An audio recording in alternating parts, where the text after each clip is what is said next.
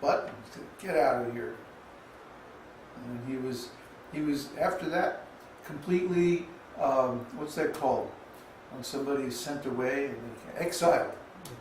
Yeah, he was exiled from the whole Kshatriya community because he had broken the code of the Kshatriya in such a terrible way.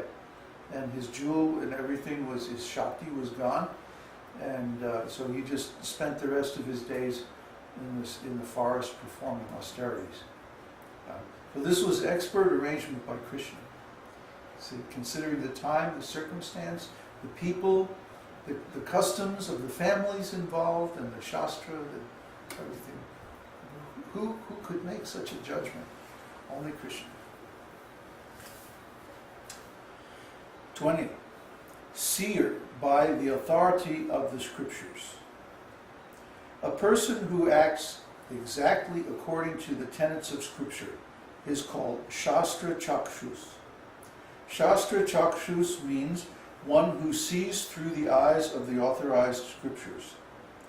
Actually, any man of knowledge and experience should see everything through these books.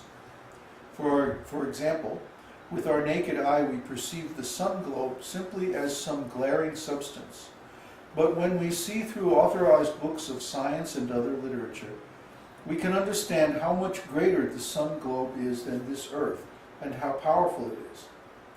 So seeing things through the naked eye is not actually seeing. Seeing things through the authorized books or authorized teachers is the correct way to see. So although Krishna is the Supreme Personality of Godhead and can see all that is past, present, and future, to teach the people in general, he used to always refer to the scriptures.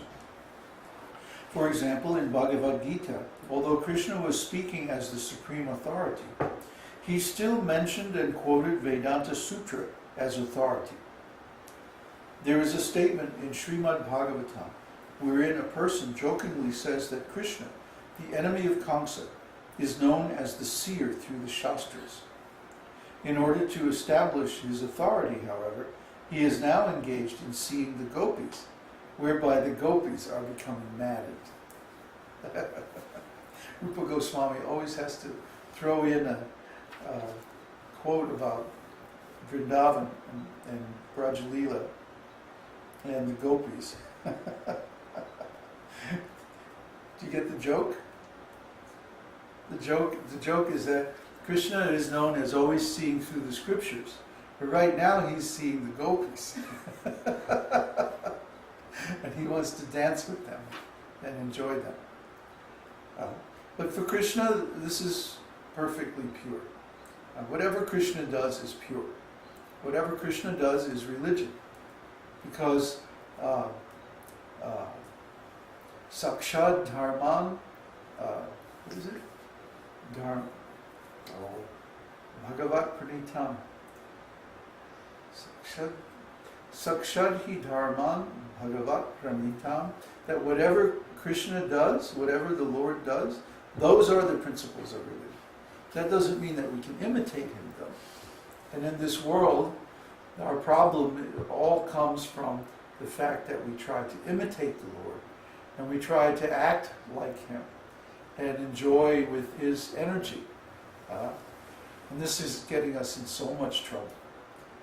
Because of this wanting to imitate Krishna's, Radha and Krishna's romantic pastimes, for example, then we have to get married, and we have to work so hard and raise family and take on so much responsibility, so many duties.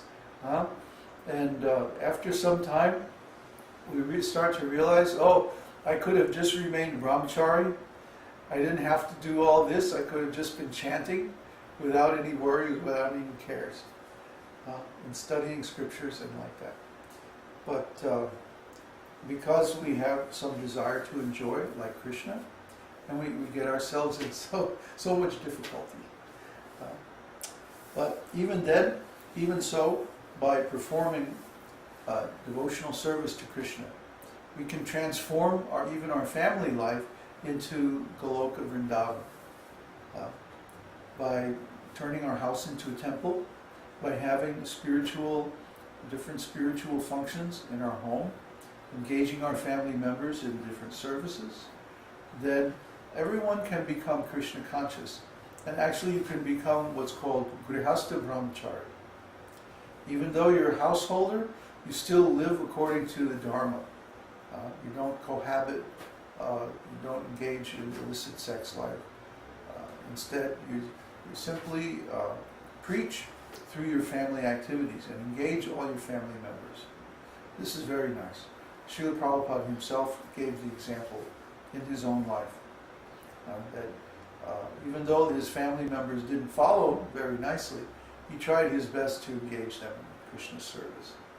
And then at the age of 55, he left, took sannyas, and so he showed exemplary family activities in his life.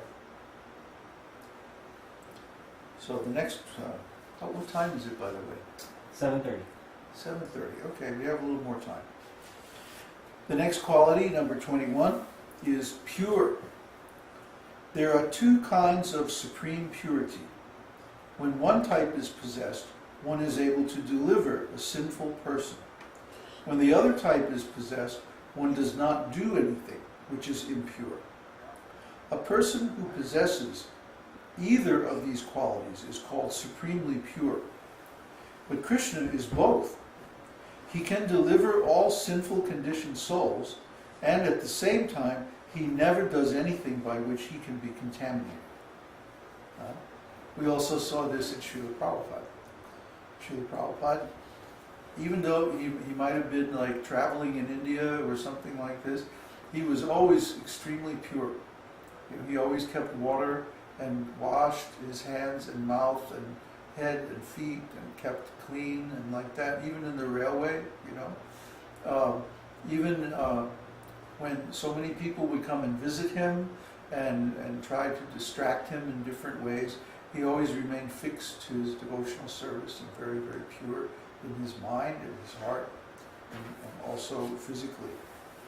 And at the same time, many sinful people came to him and were delivered and actually engaged in pure devotional service.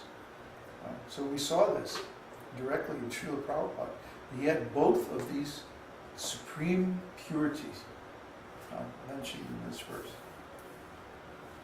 In this connection, Vidura, while trying to detach his elder brother Dhritarashtra from his familial attachments, said, "My dear brother, you just fixed your mind on the lotus feet of Krishna, who is worshipped with beautiful erudite verses by great sages and saintly persons. Krishna is the supreme deliverer among all deliverers. Undoubtedly there are great demigods like Lord Shiva and Lord Brahma, but their positions as deliverers depend always upon the mercy of Krishna. Therefore Vidura advised his elder brother Dhritarashtra to concentrate his mind and worship only Krishna. If someone simply chants the holy name of Krishna, this holy name will rise within one's heart like a powerful sun and will immediately dissipate all the darkness of ignorance.